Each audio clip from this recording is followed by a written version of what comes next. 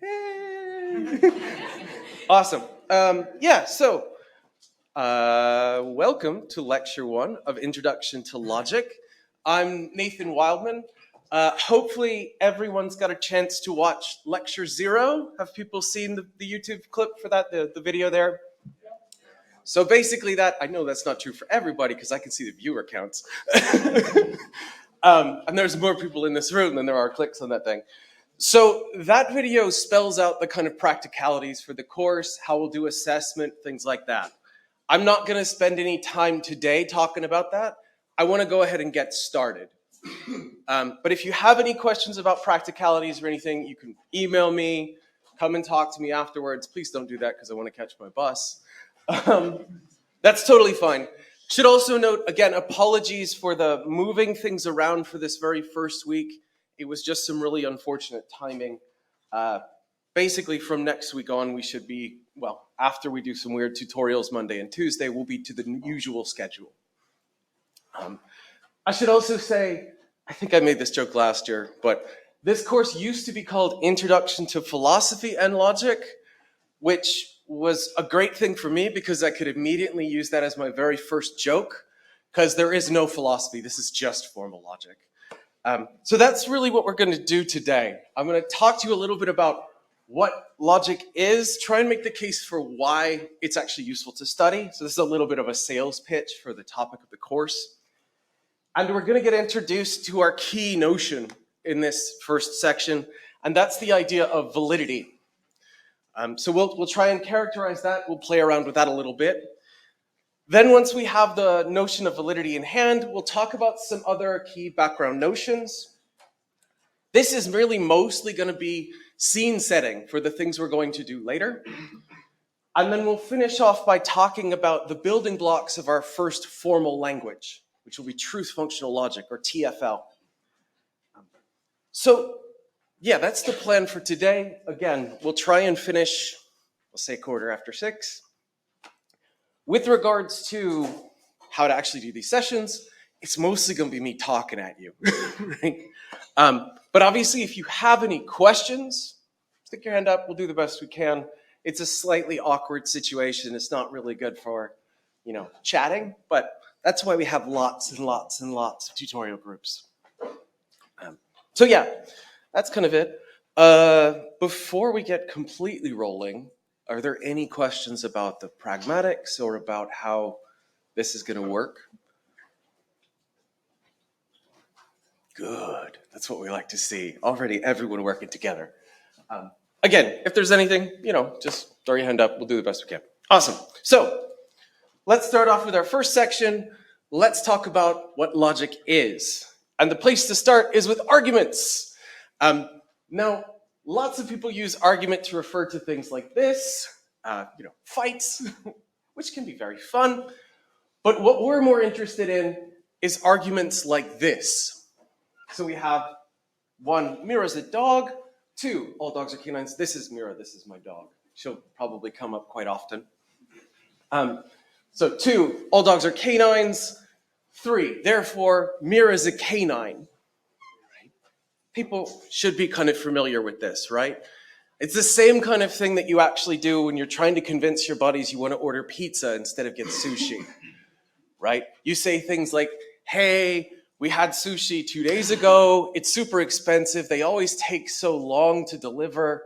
You're giving a list of reasons that are supposed to justify the final thing. Or to put this in slightly stricter terms, what we have are a list of premises, and the premises are supposed to kind of motivate or get you to the conclusion, right? The upshot, the result. So we can say, just to give a little definition, we can say an argument is any collection of premises together with a conclusion. And it's worth noting just something for the slides going forward. Every time I'll give you a definition, it'll always be in one of these little blue boxes. So make it easy on you when you're going back through and revising in preparation for exams and things. Right? So an argument's a collection of any collection of premises together with a conclusion. Right? And philosophers, because just between friends, I'm not actually in the CSAI department, I'm a philosopher. right? Philosophers are argumentation machines. You input food, coffee, in my case, way too much beer, right? And we'll output arguments. All sorts of arguments, often for very terrible things. Right? But of course, not all arguments are created equal. There's good arguments and there's bad arguments. Right? So what we might be really interested in is asking, what makes an argument good? What separates the wheat from the chaff? And here's a basic idea, and this is, to be honest, what we're really going to try and persistify for the rest of our time together. The basic idea is something like, if you buy the premises, if you buy the kind of reasons, then a good argument will give you justification for buying the conclusion. That is, a good argument will let you derive the conclusion from the premises. Bad arguments don't let you do that. So to go back to my jokey one a few minutes ago, or like 30 seconds ago, about whether to get pizza or sushi, right? If it turns out that you didn't actually have sushi a few days ago, if they're good delivery, it's actually pretty cheap, and to be honest, the pizza place is pretty crappy, right? That's a bad argument then. Or if it turns out that,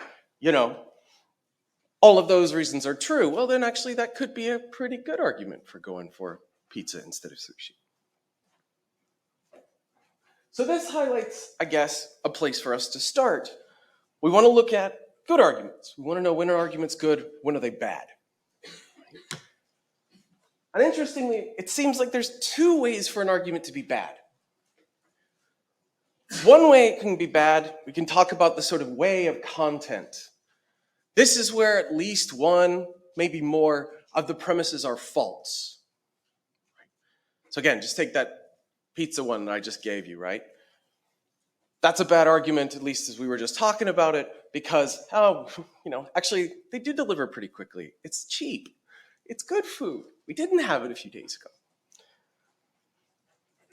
But there's another way that arguments can be bad. And that's, we might think of, the way of form.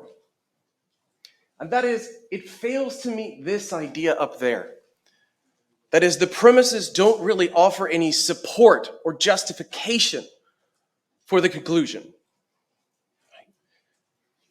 They just don't really seem to get us there. So here's a way to kind of run at it, right? Here's a bad argument in one sense. Again, Mira, we've got premise one, Mira's a sausage. Premise two, Mira's not cute.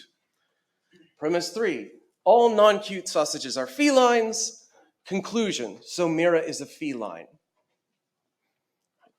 This is a bad argument in the sense that all three of the premises are false. Mira is not a sausage, she's a dog. Mira is obviously cute, and I'll fucking fight anybody who says otherwise. Right? Three is just silly, right? So in that sense, this is a bad argument because 1, 2, and 3 are all false. But note, if we're thinking about the way of form, this is actually a good argument. Why is it a good argument? It's a good argument in the way of form because if 1, 2, and 3 were true, then the conclusion would follow. If 1, 2, and 3 were true, then we'd have justification for buying 4. Does everybody kind of see the idea there? So one thing we're already cashing out right there is that this way of truth, right? To go back a slide, this way of content, whether the premises are true or false, versus whether they might get us to this follows from idea, we can pull those apart. And as logicians, we're really going to be interested in this way of form. Because, again, between friends, knowing whether premises are true or false, that's hard. You got to go out and do work. I don't like to do that. I'm a philosopher. I sit in my armchair. So I want to just figure out if arguments are okay without having to know whether the premises are true or false. If they're true, do they get me there? So what we're going to try and do is make sense of this follows from. And here's the idea, right? We're going to say that the conclusion follows from the premises, provided that were all the premises true, the conclusion would be too. Or to introduce the key notion, right? We'll say an argument is valid if and only if it's impossible for all of its premises to be true and the conclusion false. Now know this definition, write it in your hearts and minds. It'll be the first question on the midterm and the first question on the final exam. And there's some people who were here last year that can certify that is the case. This is the core notion for formal logic. This is what we're after. We want to figure out validity. So some things about validity. First, it's a property of arguments, not of individual sentences. We should never say the premise is valid or the conclusion is valid. We're always talking about the whole argument. Right? Because what it's basically telling us is the premises, whatever they may be, were they true, would give us justification for buying the conclusion. And as we already saw with the Mira argument a second ago, right? Just to go back a few slides, this one. Validity isn't really about whether the premises are actually true or false. We didn't care that 1, 2, and 3 in that case were really false. Right? What matters is this possibility claim. Were they true? Would it be possible for the conclusion to be false? Did the truth of the premises guarantee the truth of the conclusion? Okay.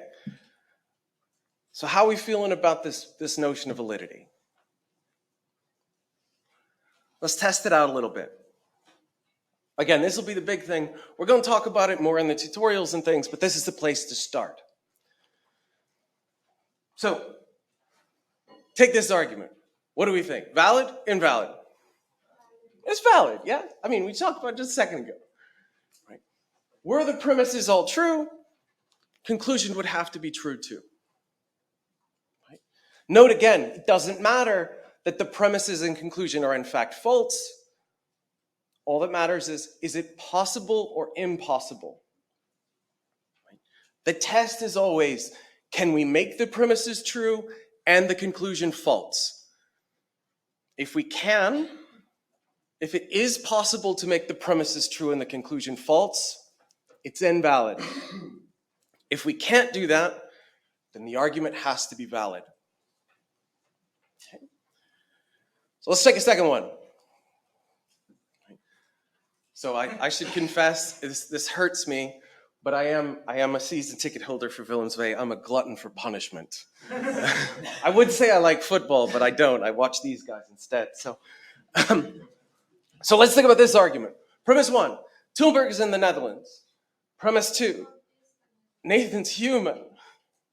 Conclusion, Willemswee is based in Tilburg. Valid, invalid? Cool, I'm gonna pick on you. Why? Well, because while the premises might be true, the conclusion doesn't follow from them at all. Good. So that's kind of the intuitive idea. But let's put it in terms of our definition, right? Oh. So let's go ahead. Well, it is possible for these premises to be true and the conclusion to be false. Bingo, right? 1 could be true and 2 could be true, but 3 could be false. Willemswee might have, for historical reasons, moved. Maybe Breda had 2 teams. That would have been very weird, right? Or maybe they dissolved in a financial crisis and they're not around anymore. There are lots of ways we can think of possible situations where 1 and 2 are true and 3 is false. So this argument's invalid. Okay. What's our next one? Okay. I'm going to go back. Let's take this opening argument. This one down here. What do we think? Valid, invalid? It's valid, right? If 1 and 2 are true, then the conclusion has to be true as well. There's no possible situation where 1 and 2 could be true and 3 is false. Okay. Now, before we get to the weird case, any questions on this basic idea about validity? Because this is, again, the kind of core. This is the bedrock. All right, let's have the fun one then. This is my favorite. This is getting one of my favorite bits out early. One last argument. Premise 1, Mars has exactly 2 moons. Premise 2, Mars has exactly 37 moons. Conclusion, Tilburg is in California. Valid, invalid. Ooh. Interesting. So we've heard a little of both. Let's think through it. What's the test? What determines whether the argument's valid or invalid? Cool, tell me more. Well, so it doesn't matter if they're actually true, right? Because remember, if we go back, this one was valid even though the premises are actually false. Right? So what's the test? Do we remember what the test is? Hold on, sorry. Yeah, go ahead. The premise cannot be both true, so we have no basis to tell whether the conclusion. Oh, nice. So we spotted something weird about our 2 premises, yeah? If 1 is true, what's the truth value for 2? 2 would have to be false. If 2 is true, what's the truth value for 1? Cool. So 1 and 2 are such that we can't have them both be true at the same time. Cool. All right. So what's our test for validity again? I'll go back. Right? Argument valid if and only if it's impossible for all the premises to be true and the conclusion false.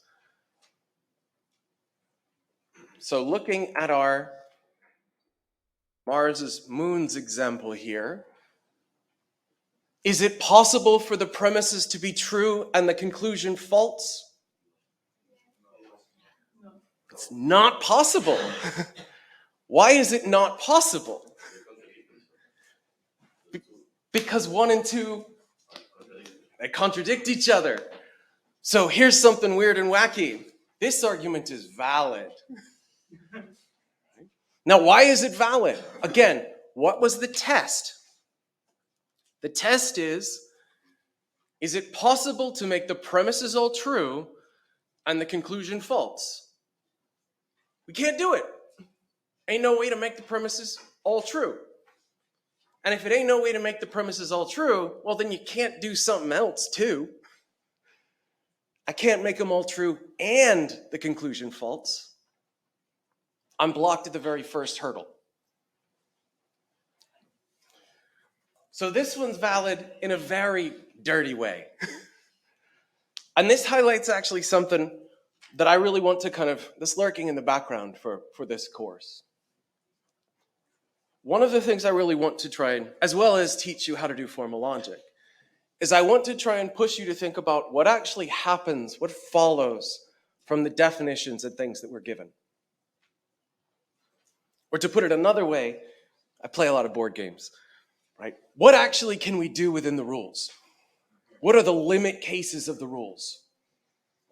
Right? And what we're seeing here is effectively, hey, the limits, when we understand validity, some weird crap happens. Yeah. What's the point of this definition of validity then? Good. So it's still capturing the idea, right? Were the premises true, the conclusion would follow. Yeah. So that's still kind of there, right? It just happens that, hey, if we actually follow this idea all the way to the real weird edge case, we have some very funny arguments. And is there no way to include all of the cases we would want to see as valid without including this one? Nice. We'll come to that in just one second. Okay. Yeah. Say you were on the exams and you were asked to make a valid argument. This would be totally correct. That is a valid argument, baby. Let's take it a step further, as a board game player myself. If you were to have a valid argument about any subject, and you were to add two contradictory statements, would that matter at all? Not at all. Okay. In fact, note this structure. I've happened to use these two premises. But actually, it didn't matter that we used two premises about Mars's moons. In fact, we'll talk more about this in the tutorial, but anytime you have contradictory premises, the argument is always going to be valid. Note, this would still be a valid argument if we replaced the conclusion with, I don't know, Nathan's human, Mira's a sausage, God, we could even plug in Mira's not cute. That would be a valid argument, but again, a false conclusion. So, again, this is just driving home. What's the test? What's the test? It's weird. Don't get caught up in the weirdness. I just like to hit you with it, right? To see if we can actually see how this definition works. So let's come back to your man's worry a second. You might think, okay, look, validity, weird stuff sometimes. Well, you might also want to have some more restrictions, and that's fine. So we might introduce another notion. And this other notion we'll call soundness. We'll say an argument is sound if and only if it's both valid and all its premises are true. So if we go back to the argument we had just a second ago, right? This argument is valid, but it is not sound. And it can never be sound.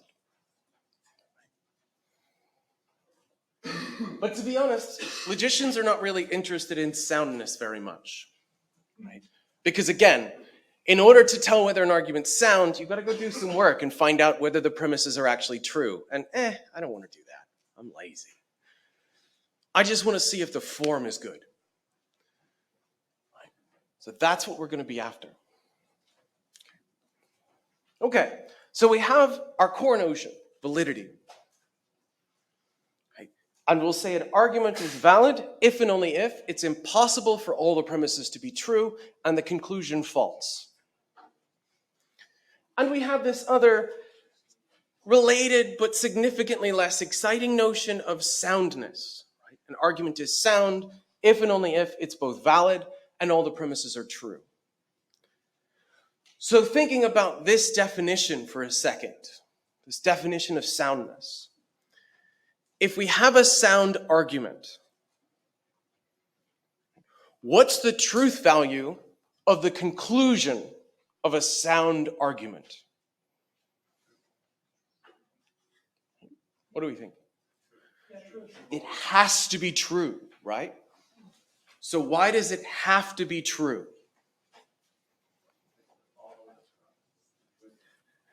Somebody say it. Sorry. Yeah.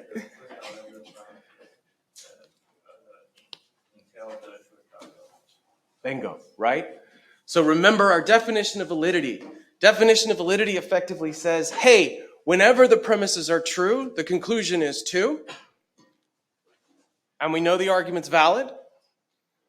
And the other element we get, if we know it's sound, is the premises are all true. So shove those two together, conclusion must be true. You cannot have a sound argument with a false conclusion. That's impossible. Just simply by the definitions. We'll talk more about these in the tutorials. They're fun little questions to kind of think about as we're going along. But again, the core thing we're really after here, the one I'm banging on about a lot, is the notion of validity. Yeah?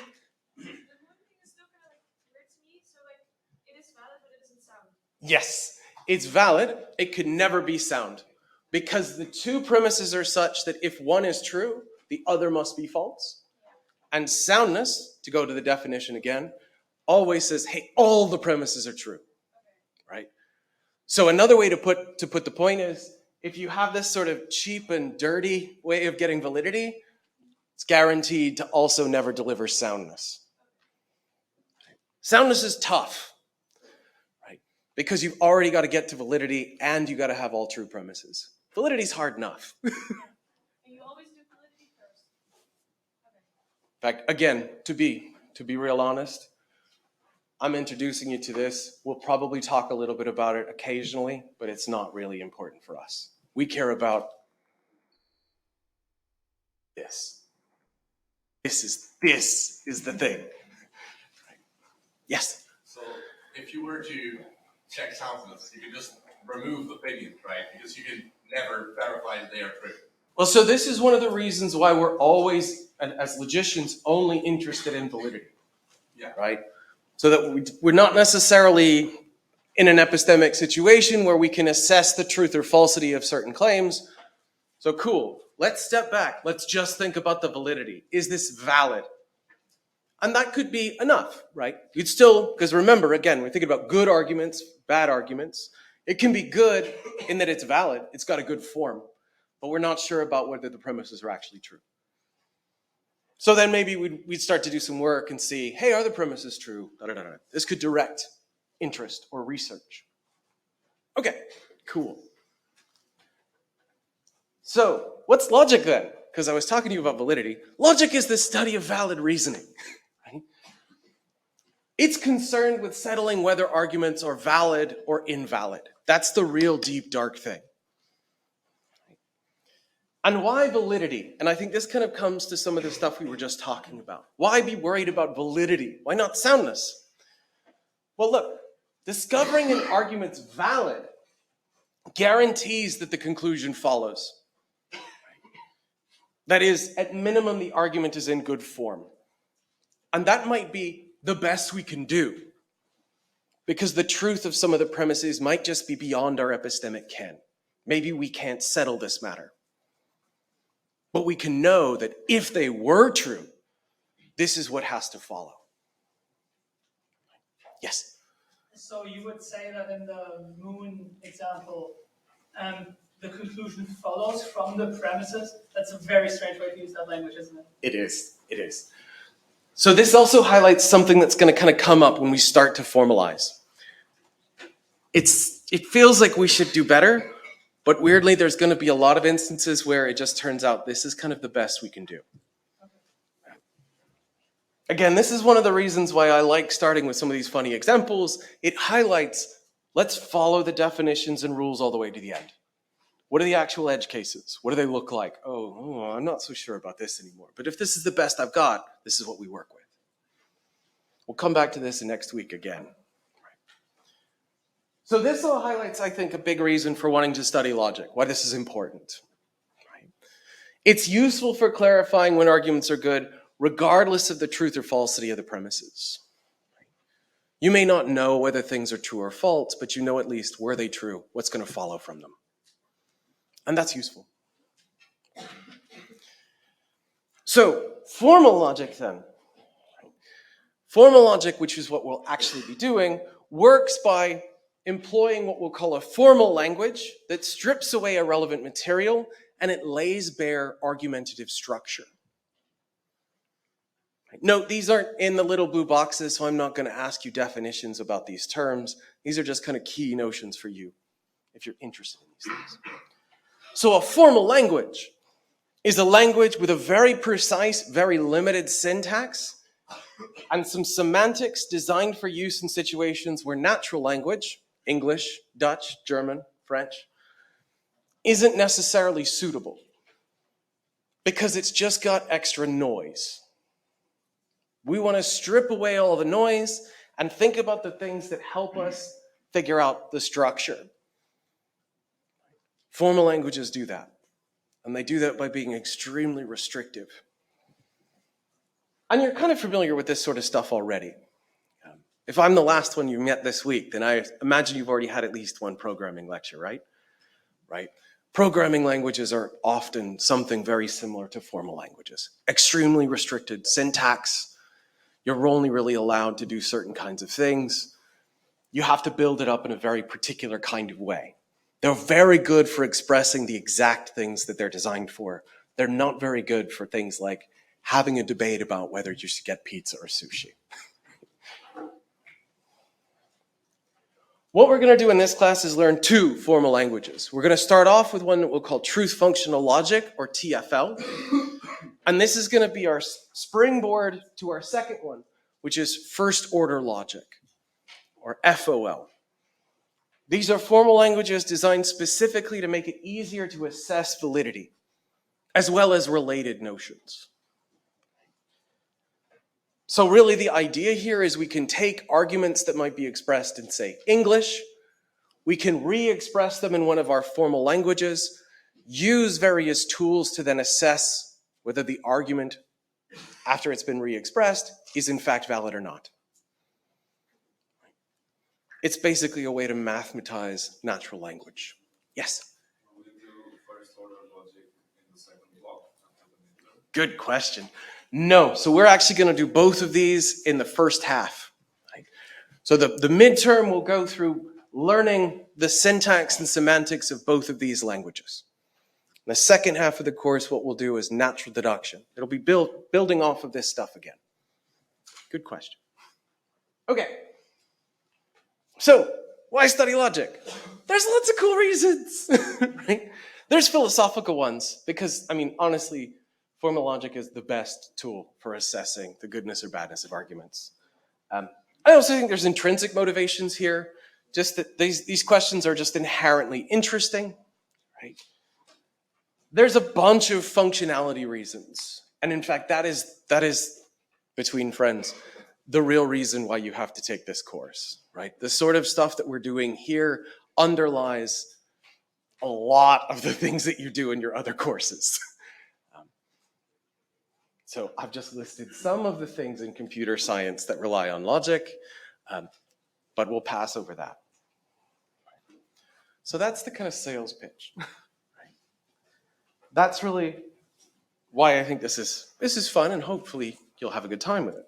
If not, that's okay. I get paid either way. So again, the key thing to take away from this is that notion of validity. That's the thing we're going to come back to. That's really, again, the bedrock that we're going to build everything around, that we're always going to be one way or another trying to look back at. Right? So what I want to do for the next bit here is to talk about some background notions. This will be a little bit of stage setting and also pulling some things apart. So one place to start here is by talking about different types of arguments. So these are arguments in the kind of sense, again, that we had before with the structured premises and a conclusion. So one type of argument is a deductive argument. In fact, everything we've seen so far is a deductive argument. It's some premises and a conclusion, and the premises are supposed to entail the conclusion. The conclusion is meant to follow from. Contrast deductive argument with a kind of inductive argument. Are people familiar with this notion of an inductive argument? Have you come across this terminology before? I know you guys have. That's not very helpful. Yeah, okay. Some people have, right? So the basic idea of an inductive argument is generalizing from cases. I dropped the clicker yesterday, it fell to the ground. I did it the day before that, and the day before that, and the day before that, and the day before that. So having done all of this a bunch of times, I conclude, hey, if I do it now, it's going to fall. I generalize from the cases, from past cases, to predict future instances, something like this. Now we can contrast the deductive and the inductive with our third type, abductive. Often called an inference to the best explanation.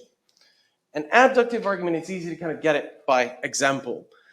So we've got Bill and Ted had a falling out last week and they're not speaking to each other anymore.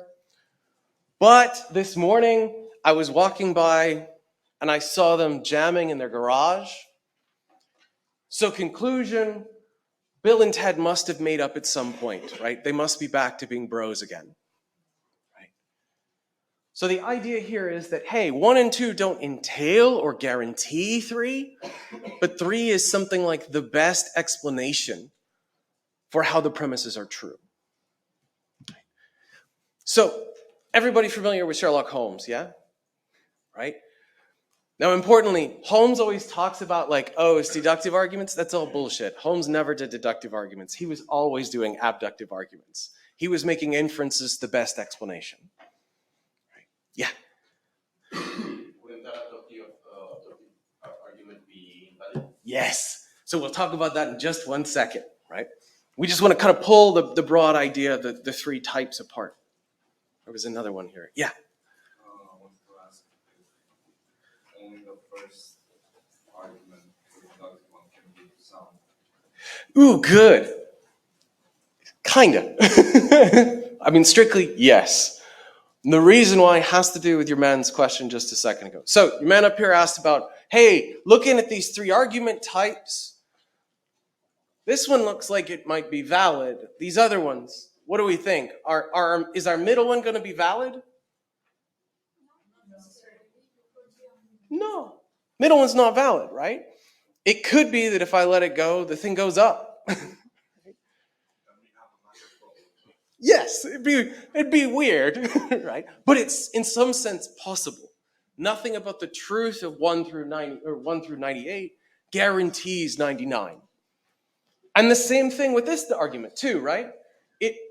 The fact that 1 and 2 are true doesn't guarantee that they're bros again. Maybe they're sort of hate jamming, right? So this brings out something. When we think about these different types of arguments and their relationship with validity. Now, validity, right, valid arguments necessarily express an unbreakable connection between premises and conclusion. Truth of premises guarantees truth of conclusion. It's impossible for the premises to be true and the conclusion false. But good inductive and abductive arguments don't usually have this kind of guarantee. They don't express an unbreakable connection. It's possible in many of these cases for the premises to be true and the conclusion still false. As a kind of cheap joke, I won't spend a long time on this, but I do kind of like this cartoon. Here's a really good, quite strong inductive argument that goes horrifically wrong. It's a little bit US-centric, but hopefully people know this. Turkey's basically talking, hey, look, farmers fed us great every day for the past N number of years. I think we're going to be great. Oh, no. Oh, well. Meat is murder, go vegan. Right? Okay. Serious about that. But the important thing here is, right, inductive, abductive arguments can be strong, they can be good. They're not good enough for us. We're good, solid logicians. We're interested in deductive arguments. We want validity. We want guarantees.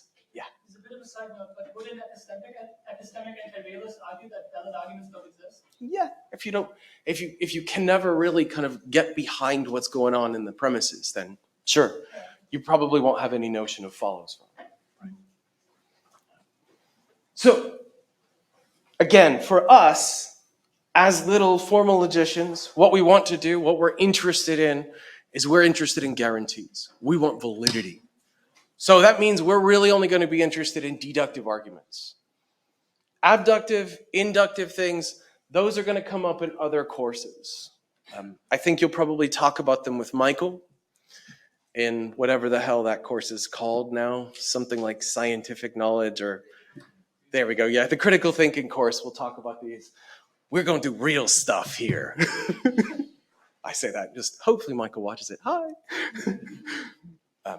So we're only going to talk about deductive arguments.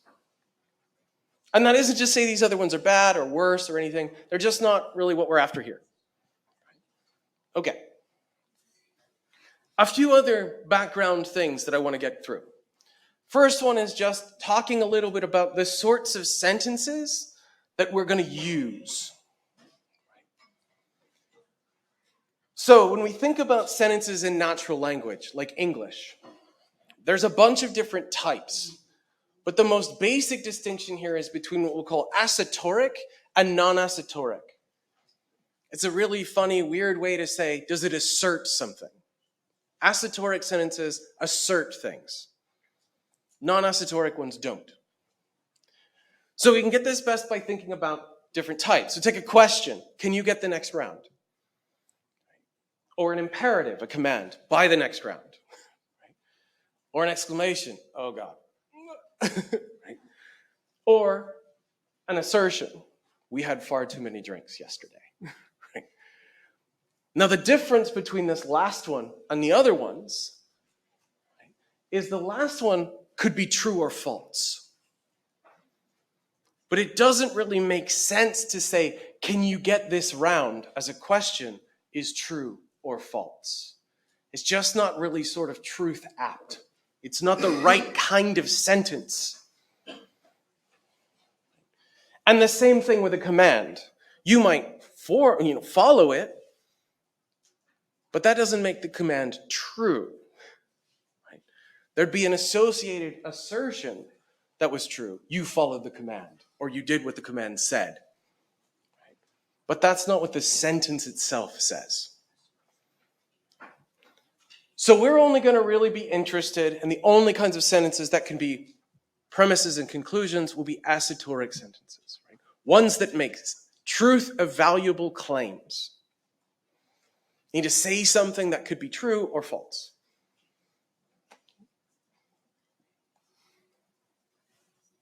The next little bit that I want to talk about is some key assumptions. We're going to talk about these now, and we'll come all the way back to them at the very, very, very end of the course. But we're going to assume that there's only two truth values. There's true and there's false. There's on and off, 1 and 0, and that's it. We're only going to have the two. This is something we're going to start with. We'll talk a little bit about some options of expanding things when we get to the very last lecture. And as well as assuming that there's only two, we're going to assume they're mutually exclusive and they're exhaustive. Or to put it another way, there's no gaps and there's no gluts. So a gap is when we have an assertoric sentence that isn't true or false. There's a kind of truth value gap in the world. For our sake, as we're doing our formal logic, we're going to assume there's no gaps. Every sentence is going to be either true or false. So every sentence, every relevant sentence, true or false.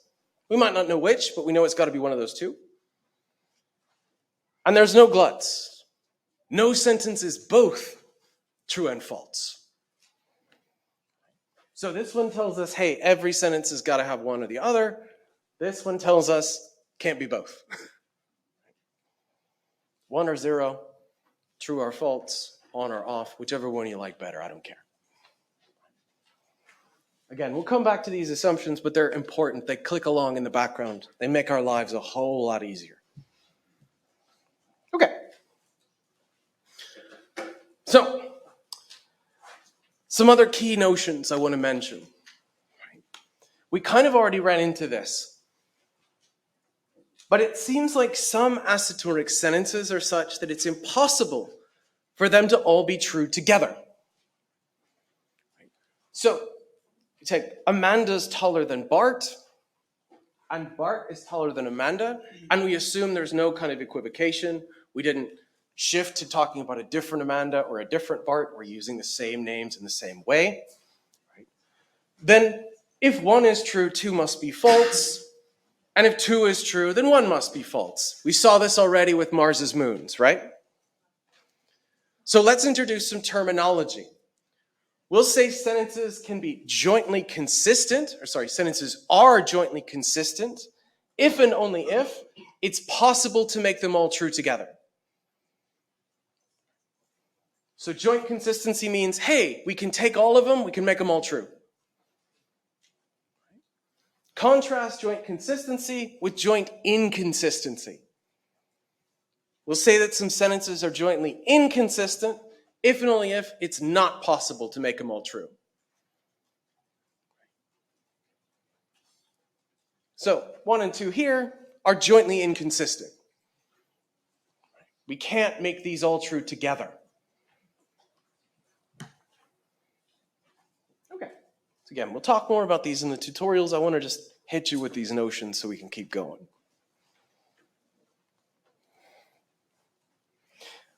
Now, kind of on top of this notion of joint consistency, or these notions of joint consistency and inconsistency, there's what we might call a broadly modal notion in the background. That is, some esoteric sentences seem like they must be true, while others seem like they might be true or they might be false, and some look like they must be false. Right? So, I'll give you some examples. So this is my old dog, Yubka. I still keep her in the slides because it's a little tribute. So take our first one. Yubka's on the grass. In the picture, that's certainly true. Right? It seems like it's possible for that sentence to be true. It's also certainly possible for that sentence to not be true, right? She might have been standing on the path there instead. So this sentence might be true, and it might be false. And take our middle one. Either Yabka's fully on the grass or is not fully on the grass. Now this one looks like it's true, but not just true. It seems like kind of no matter what happens, this sentence is guaranteed to come out true. Because either she's on the grass entirely, in which case, cool, well then she's fully on it, or part of her isn't, or all of her isn't, or she just simply isn't, in which case the other part's true. So no matter what we do, no matter how the world works out, the middle sentence is going to come out true. Do we kind of see the idea? Again, we might quibble about the case. What's important is we get the conceptual difference. And we can take our last one. Yabka's both fully on and not fully on the grass. This one's false, but it also seems like it must be false. There's kind of no weird way for this to come out true. She'd have to somehow be like vibrating quantumly and like on the grass, but also not somehow. Like, doesn't really make sense. So again, the thought process here is we've got sentences that could be true and could be false. Sentences that have to be true, and sentences that have to be false. So we'll introduce some technical terminology for these. We'll say that a sentence is a necessary truth if and only if it's true and it's not possible for it to be false. And it's got to be true. It must be true. We'll say a sentence is a necessary falsehood if and only if it's false and it's not possible for it to be true. And then finally, we'll say a sentence is contingent if and only if you can make it true and you can make it false. Right? So again, just some technical terminology for the stuff that we intuitively already pulled apart in the previous slide. So we'll talk more about how these notions interrelate with things like validity and soundness in the tutorials, but maybe something to kind of let percolate in the back of your head as we're going forward. Okay, so we talked about validity and soundness. We talked about joint consistency and inconsistency. And we've just introduced this notions of necessary truth, falsehood, and contingency. Don't stress if it's not all sunk in yet. That's what the tutorials are for. That's basically all the real deep, dark background we need. And before we go on to the last bit, I want to pause, ask, any questions so far? How are we feeling? I know it's also late in the day, and I am, for one, am absolutely lagging. But I hope you guys are okay. Making sense so far? Yeah. And again, if I should also add, and I don't remember if I said this in the introductory video or not. One thing that's really important here is this can get really hard really quickly. And there is absolutely no shame in asking questions. If it doesn't make sense, fucking ask, right? Because I'm here to help. I'm not here to kind of score cheap points. If I wanted to do that, I could find something better to do with my time. I really enjoy this stuff. I really enjoy teaching this stuff. And importantly, it's good and useful if you're lost or confused, or even just you got something kind of interesting and maybe you want to see if it works or whatever. You can ask. That's what we're here for. Okay, cool. So that's basically the background. That's what's going to get us going. Everything we're going to do from here on out is resting on that notion of validity. And the various definitions we've sketched out are going to come back in different ways. And in fact, just to spoil some things, I think next week, 2 weeks, we're going to develop formal tools to let us capture those notions. So I'm going to give you formal methods for testing things like joint consistency and inconsistency to tell me whether a sentence is a necessary truth, necessary falsehood, or if it's contingent. We're going to give formal ways to capture these relatively informal natural notions. So let's get started on doing that. Let's get started with our first language. Also, this is kind of cool, right? One other thing, as a bit of a funny joke, you're going to learn something, you're going to learn a language here, so actually a useful skill. Admittedly, a terrible language, but still. Don't go around trying to talk TFL to your friends. So let's get started with the very basics of truth functional logic. This is going to be our first formal language. So to get us going, Yabka again, we've got an argument. Yabka's asleep. If Yabka's asleep, then she's snoring. So Yabka's snoring. What do we think? Valid? Invalid? It's valid, right?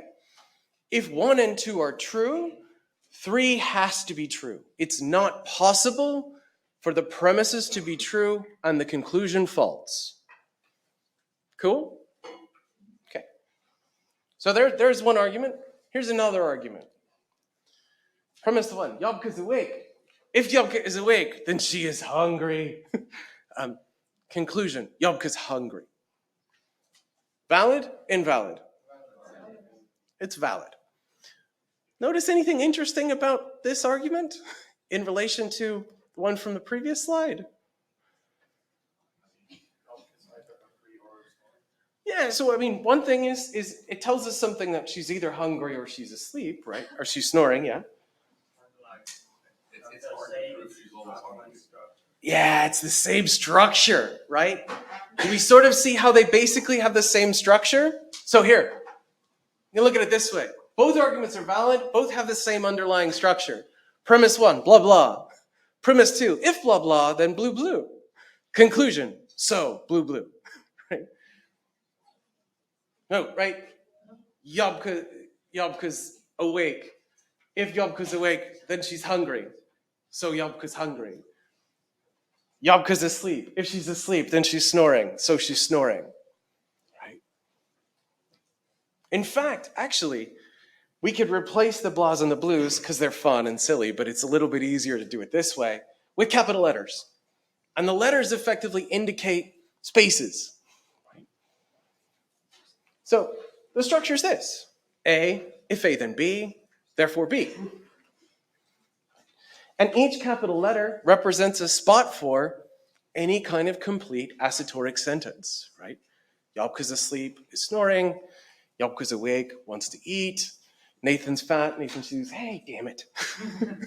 It's harsh, right? The cool thing is, no matter what sentences we fill in there, the argument's guaranteed to be valid. It doesn't matter what sentence we put in for A and what sentence we put in for B. As long as we put the same sentences in all the A spots and the same sentences in the B spots, we're guaranteed to get a valid argument. Now, it might not be sound, but we know it's valid. Okay? So this little insight that we just had, that's going to be the key step for getting truth functional logic. We're going to be effectively tracking these sorts of things, looking for argument structures. Yes? If the argument would be A, if A, then A, would that also be a valid argument? That is a valid argument, right? We could plug the same sentence in every one of these gaps. Yabka's snoring. If Yabka's snoring, then Yabka's snoring. So Yabka's snoring. Valid, weird, valid. Yeah. And in fact, that's a really interesting one. Because if the premise and the conclusion are the same, let me rephrase that.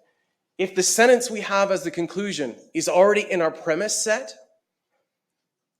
fun little question, could the argument ever be invalid? What about A is it is raining and B it is not raining? That'd be okay, right? That's not an example that we were after, but we'll come back to that. So again, let's think about the question I asked, right? If the conclusion sentence is in the premises, right? So if B, say, was also one of our premises, could the argument ever be invalid? How?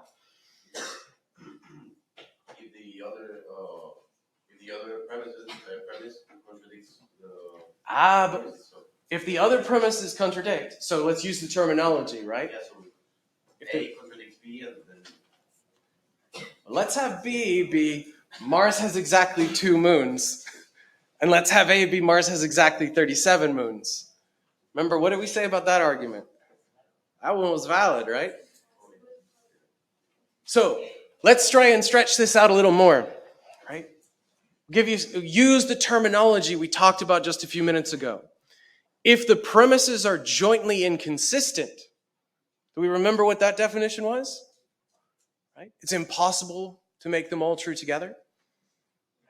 If the premises are jointly inconsistent, argument's guaranteed to be valid. That's what we saw with Mars's moons. And if the premise and the conclusion are the same, ain't no way to make it invalid. Because you've got to make the premise true, which means the conclusion's true. So cool. There was a hand. Yeah. What if the second premise is a necessary falsehood? Nice.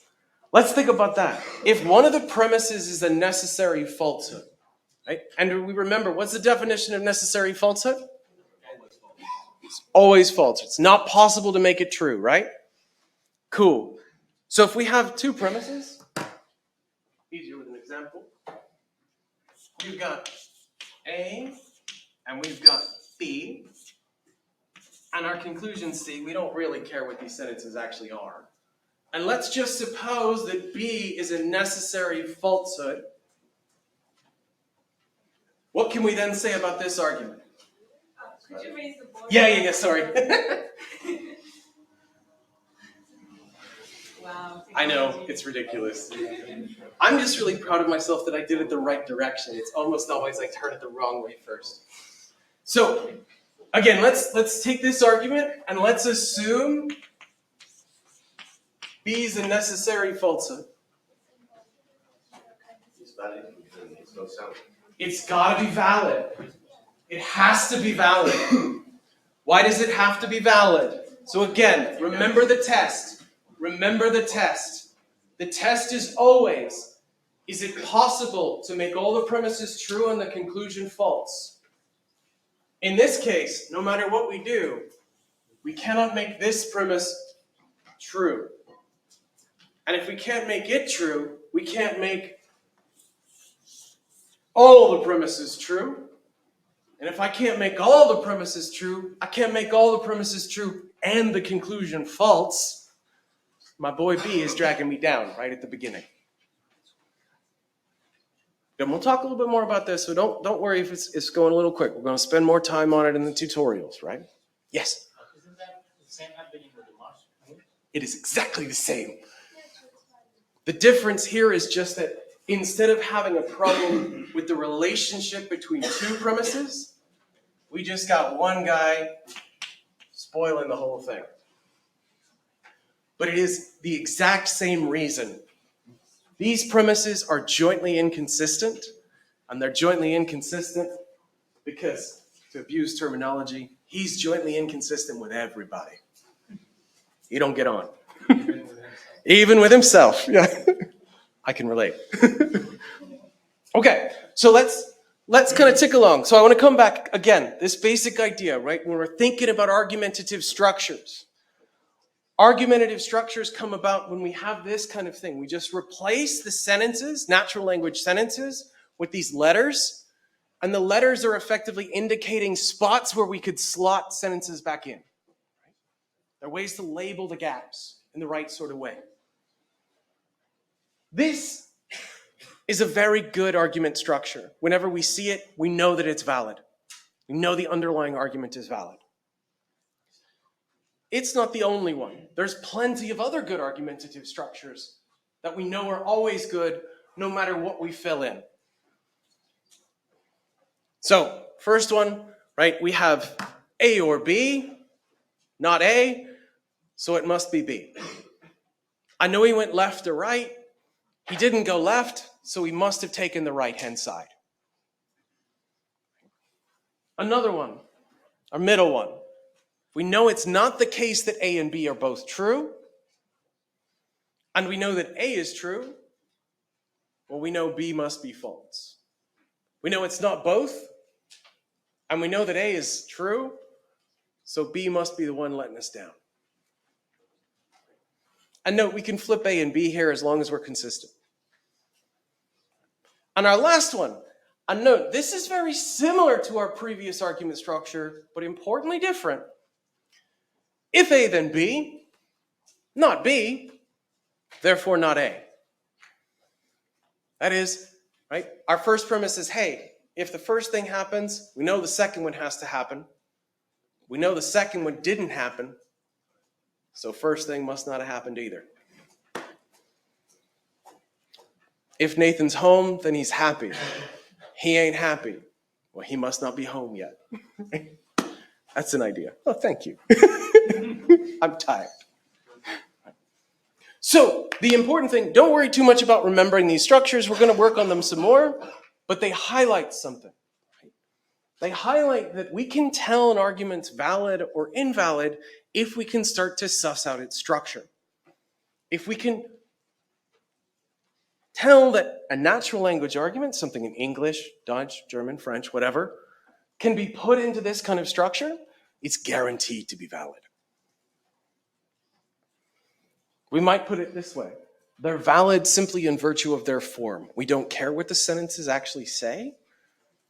We know that the conclusion's going to follow.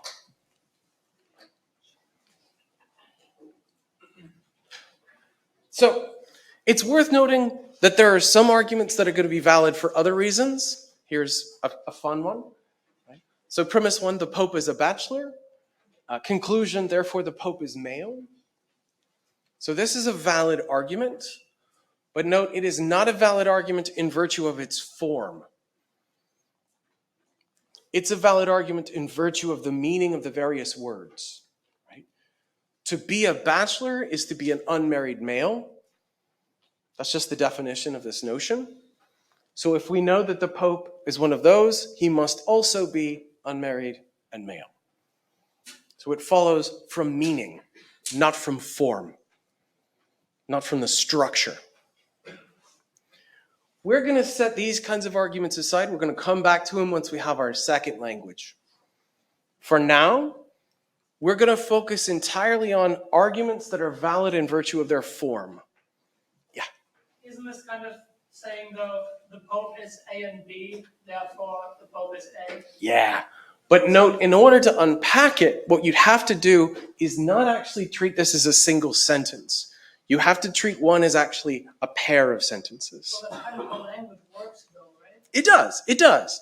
But importantly, if we're thinking about this purely structurally, right, just thinking about the literal structure of this argument, it's not there. It's packed into the kind of meaning or the concept, right? To put another way, you have to know some stuff about what it is to be a bachelor to know this argument's valid. You don't have to know nothing about A's and B's to know that these arguments are valid. Don't matter at all. That's the trick. We want to make sure we never have to get out of our armchair. Yes? It is also a rule to be a Pope that you have to be male. So we don't even need the first argument. Yeah, there's that too. Well, there's some interesting and heavy Catholic theology and history here, but we're not going to get into that. This is for our colleagues over in the theology department about maybe there was a female pope. That's something for later. So importantly, these kinds of things we're going to set aside. Again, ones where you have to know the meanings, that's beyond our grip. We want to look just at structures. And this highlights something both really powerful and really limited about truth functional logic. It's never going to capture anything about meaning. It's only going to capture this notion of structure, this very abstract notion of form that we've been talking about. And that's good. I mean, different tools for different things. Yes? So we have to assume in a way that we only know what we're told by symbols. Yeah. Yeah. Which is a good thing sometimes, right? Yeah, you don't have to think for yourself. Exactly. It's going to turn out that actually just even making the moves without kind of having to know much is going to prove difficult enough. That's going to be really where we're focusing. Make sure we're making the right moves, and then we can start to complicate it by knowing stuff. Good. Okay. So our first formal language, we've already mentioned it a couple times, is going to be truth functional logic, TFL. I'm going to call it that almost entirely, right? This is often also called propositional logic or sentential logic. You might see that in other books, or if you're familiar with this kind of thing. The way we're going to use it is we take natural language sentences. So in our case, because I'm still working on English, right? But we're going to take English sentences, natural language sentences, and we're going to re-express them in the highly restricted language that is TFL. And note I say re-express them rather than translate. And that's actually intentional because arguably, when you're translating, what you're trying to do is to still maintain or capture meaning. And as I was making a big deal about just a second ago, TFL don't play with meanings. So it's just a kind of re-expressing. The building block of TFL are atomic sentences. These are the fundamental Legos that we're going to build everything else from. And in fact, with them, we're going to have some connectives that will give us the more complex ones. But these are the base. They're the 1-1 Lego. These can stand alone, or they can be linked up in more complex sentences, which was what we're going to talk about next time. So, an atomic sentence of TFL. We can symbolize English into TFL by basically stripping an atomic English sentence down into a single capital letter. These letters symbolize the relevant English sentence. They do not serve as a translation. They do not serve as a kind of full expression. They're just giving us a mapping. So for example, I can express Nathan's hungry as capital H. I can express Lincoln was shot as capital S. I can express either Yabka's awake or she's snoring as, let's have A be Yabka's awake, and N is Yabka's snoring. Forgot I'd used S already. And I can take Nathan's hungry and Yabka's snoring, use these things that I've already done, H Nathan's hungry, and Yabka's snoring. Yes? Doesn't the word either imply XOR rather than OR? Doesn't have to. Okay. In fact, for our case, it's never going to. Okay. So, okay, again, we see the basic thought here. We're taking the atomic sentences of English, Nathan's hungry, and we're re-expressing it as this capital letter. Very similar to what we did earlier, right? The blah blah and the blue blues, and then we move to A's and B's. In this case, though, we've got specific sentences mapped to specific letters. Okay. So for TFL, you express atomic sentences as capital letters. If you need to, you can add these little subscripts. That's really only necessary if we have more than 26 of them in a sentence. I'm never going to do that to you, but it's there as an option. It means that this is extendable indefinitely. Yes? Would the same work if you were to use P and then A, like they do in Excel? Good. So no, we're very restrictive. Only allowed capital letters. You can add the numbers. nothing else. We want to save all the rest topography for other things. So again, important thing with this, super restrictive grammar, super restrictive syntax. Capital letters, maybe numbers, everything else, no. Again, these are just different ways to do the same thing we did a second ago. So far, so good? Cool? Cool. Okay. So let's test it. So what we can say is, whenever we're playing around with TFL, we're going to have what we'll call a symbolization key. And a symbolization key is basically a little mapping. It tells us which natural language sentence goes with which TFL atomic sentence, capital letter. Right? So in this case, our little symbolization key tells me A is Yopka's awake, B is Yopka's snoring, C is Nathan's hungry. Right? Effectively, the symbolization key just tells you, hey, if you want to go from English to TFL or the other direction, in this context, this is the mapping. Okay? Make sense? Again, if you don't have this, you're just playing around with capital letters. They're not necessarily standing for any particular English sentence. If you have the symbolization key, then you've got a mapping. Yes? Is there a reason why D is red? No, that's just the byproduct of Okay. the weird things in PowerPoint. Thank you. Yeah, good question. Okay. So, let's have a go at some really simple symbolization into TFL. So we've got our symbolization key. And let's try our first one. How would we symbolize in TFL our first sentence? Yeah, easy peasy. Right? Not hard. How about our second one? If Lincoln was shot, then he died, using our key. Yeah, right. If B, then C. Cool? How about Yobka's awake or she's snoring? Diori. Yeah, Diori. Again, we'll worry about how exactly to make sense of these connectives as we go along.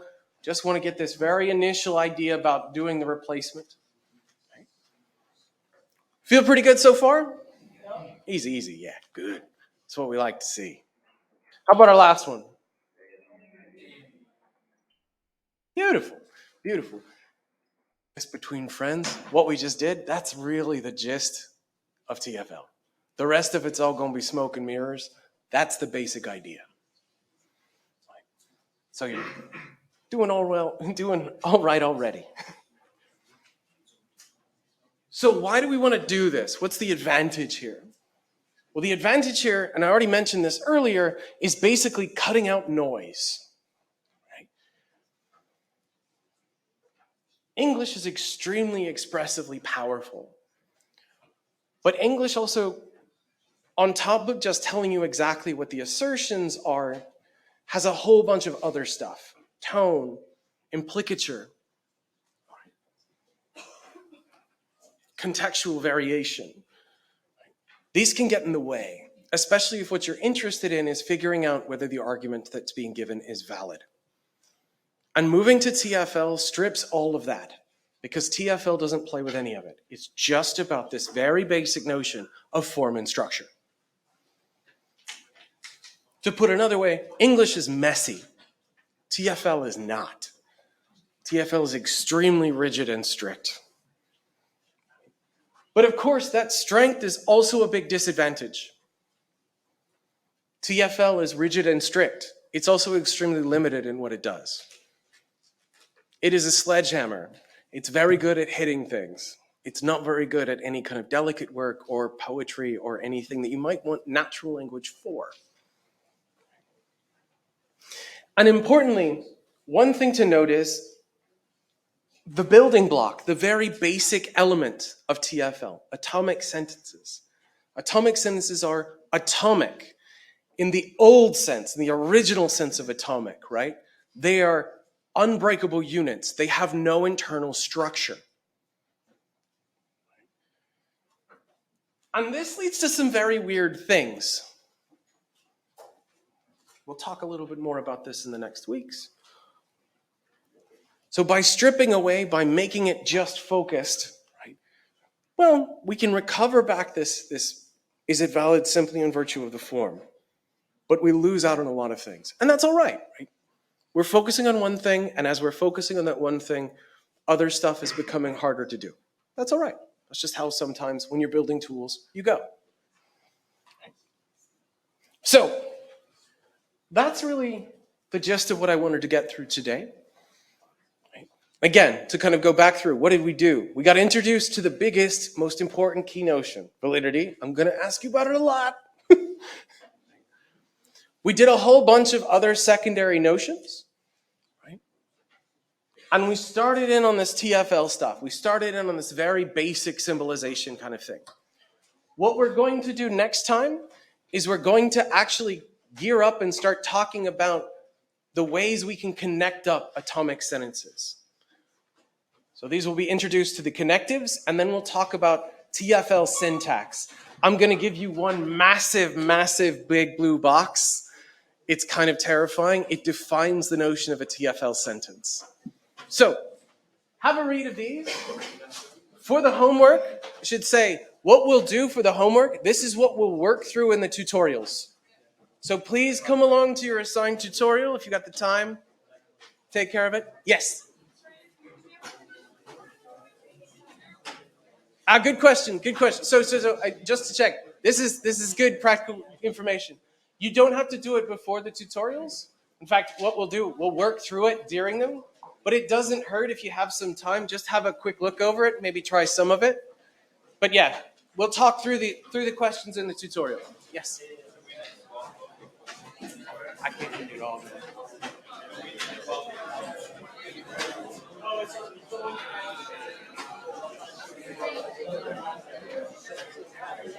Thank you.